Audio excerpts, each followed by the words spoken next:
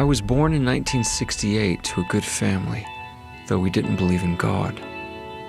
In fact, as I grew older, I began to make fun of people who thought God was real. I didn't need somebody else's make-believe God. I was certain he wasn't there. From age 14 to 22, I lived entirely for myself. I was popular in high school, and I partied hard. I even won 2 state basketball championships. By age 18, I had a full-ride scholarship to play college basketball. I felt like I was on my way. But 4 years later, it all came crashing down. I'd made some bad choices, and gradually I lost everything I had earned. I'll never forget the day, at age 22, on a Thursday, that I decided to end my life. I sat in the school cafeteria that day, thinking about how I was going to do it, how I would spend my last weekend on Earth, when I overheard 2 girls at a nearby table talking about fasting and prayer. I interrupted, asking them what fasting was. One of them told me it was something they did when they wanted help from God. It seemed so silly, but I listened, intrigued. That night, all alone, I knelt down and prayed for the first time in my life.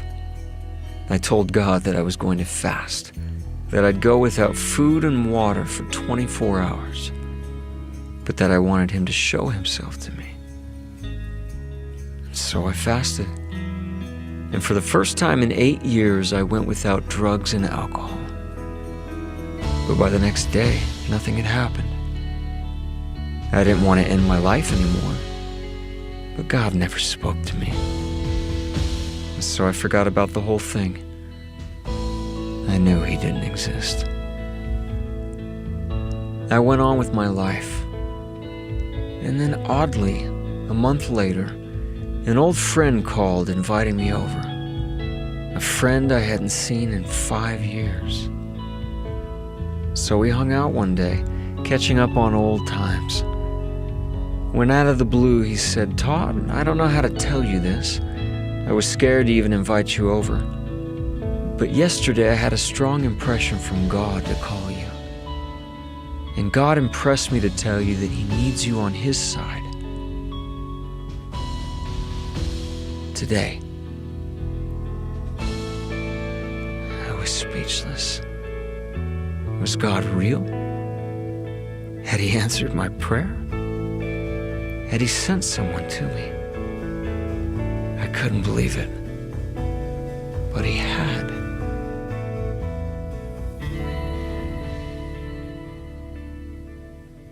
With my friend's help, for the next year and a half, I fought like a lion to overcome all my problems.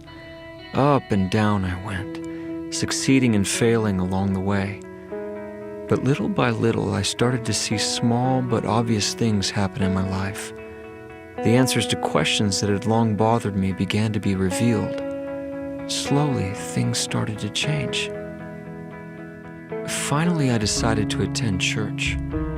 One day, someone there reached out, inviting me to a church-sponsored picnic. I felt a bit awkward about it, but I decided to go. It turned out to be the straightest party I'd ever been to.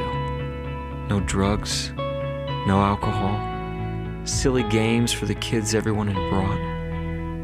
And then we had lunch, and someone wanted to pray over the hot dogs. I thought it was strange, but I bowed my head and closed my eyes. And then my life changed. 2 years after that initial fast and prayer, 700 days after I had pleaded with God in my closet, I felt something I had never felt in my life. Something 20 times stronger than any drug I'd ever taken. It was as if someone were hugging me, as if someone were telling me I was home, that these people were good, and that I needed to be with them, that God was there, and that he knew me by name, and that He loved me.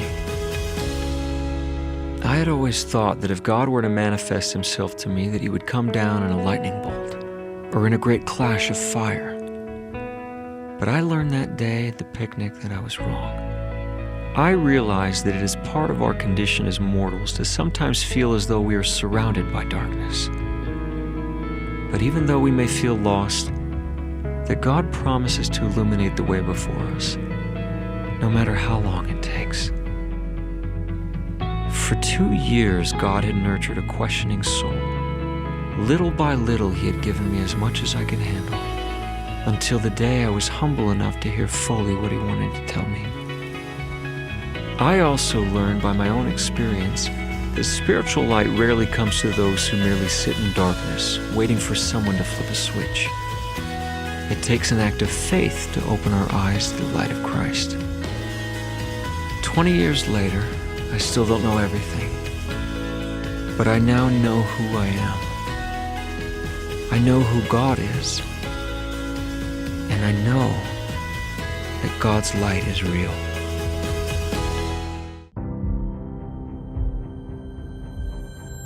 We know light